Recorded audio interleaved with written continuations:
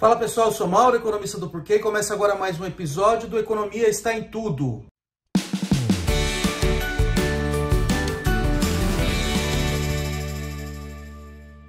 Hoje eu vou falar de meio ambiente e economia, mais de economia e menos meio ambiente, lógico que a economia é minha praia, né? Mas assim, motivado por esse relatório das Nações Unidas, e em particular do IPCC, né, que é o Painel Intergovernamental sobre Mudanças Climáticas, que saiu na semana passada e indicou mais uma vez, e dessa vez de maneira muito forte mesmo, muito incisiva, a importância da atividade humana sobre as mudanças climáticas que a gente está acompanhando aí nas últimas décadas, principalmente, né?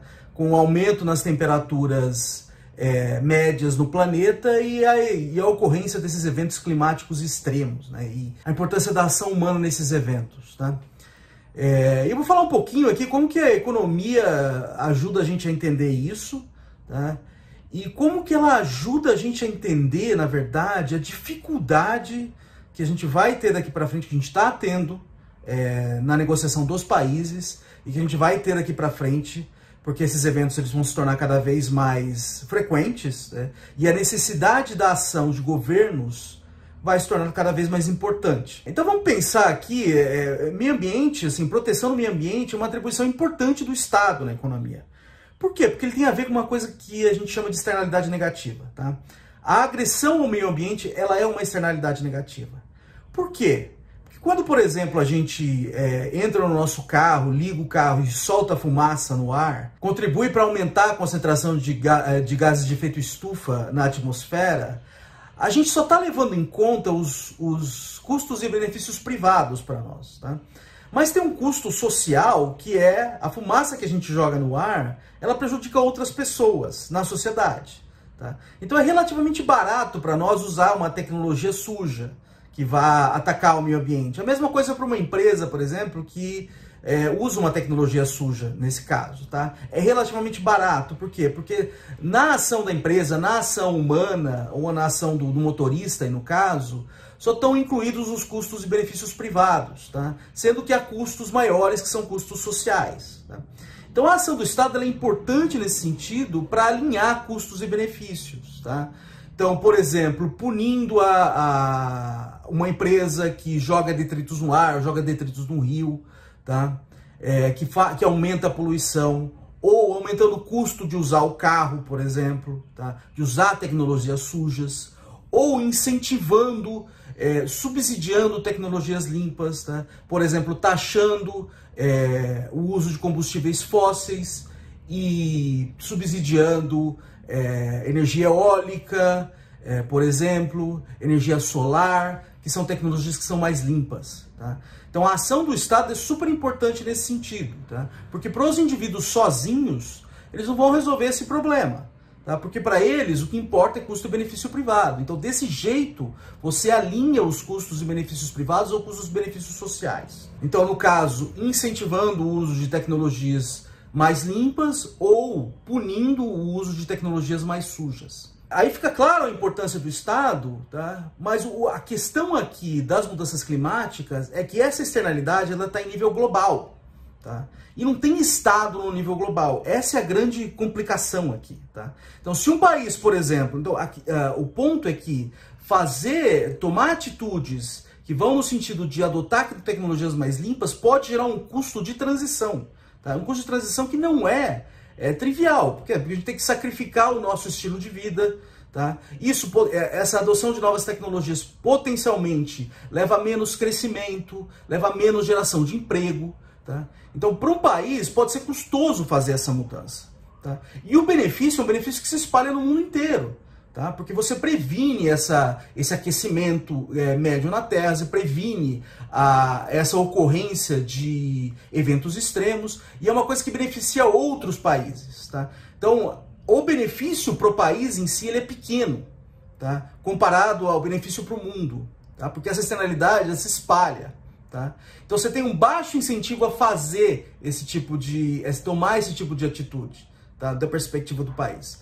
Por outro lado, países que queiram tomar carona, eles são beneficiados, tá? Porque eles podem não fazer os ajustes e ainda assim se beneficiarem dos outros países que fazem o ajuste. Tá? Então, aí que está a complicação do negócio. Tá? Você não tem um governo global para punir externalidades negativas e, individualmente, cada país tem um incentivo muito pequeno a fazer o ajuste. Tá? Então, o negócio acaba ficando travado. Tá? É difícil a negociação, é difícil. Então, no fim, as metas que são acordadas, elas não são muito ambiciosas e muitas vezes insuficientes para resolver o problema. Tá? E, além de tudo, tem uma outra questão, né? Como é que você pune quem não faz o dever de casa? Tá? Então, os países vão lá e entram em acordo para reduzir a emissão de gases de efeito estufa, tá? A emissão de CO2, por exemplo, num determinado período de tempo. Tá? Como é que você vai punir o país que não faz o dever de casa? Tá? Hoje a gente não consegue nem punir ditaduras impedir que ditaduras tenham acesso a armas nucleares, por exemplo. Como é que a gente vai punir um país que não cumpriu? Tá? Então o negócio é um enrosco enorme e é um negócio difícil. Tá?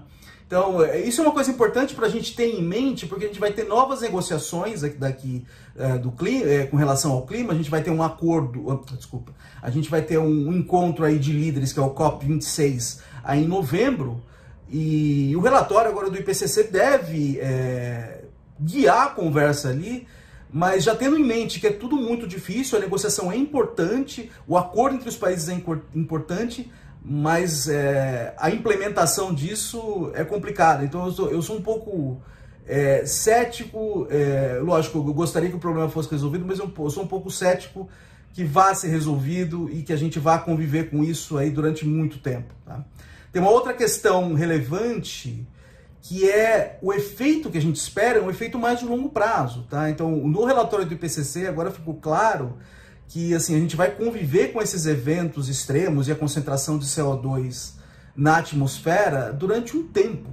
Até, se a gente começar a fazer ajustes hoje, vai demorar um tempo para fazer efeito.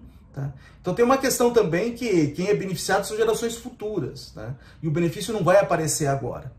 Então tem duas questões importantes, né, que é a que eu mencionei ao longo do vídeo, que o que um país faz, se ele faz o dever de casa, ele acaba beneficiando outros também, tá? Então o benefício não fica circunscrito a ele, e o que é difícil ali dar um incentivo individual a fazer os ajustes, tá? E outros países que queiram tomar carona também se beneficiam. Então você tem essa questão do benefício, da externalidade, ela ali tá no nível mundial, tá?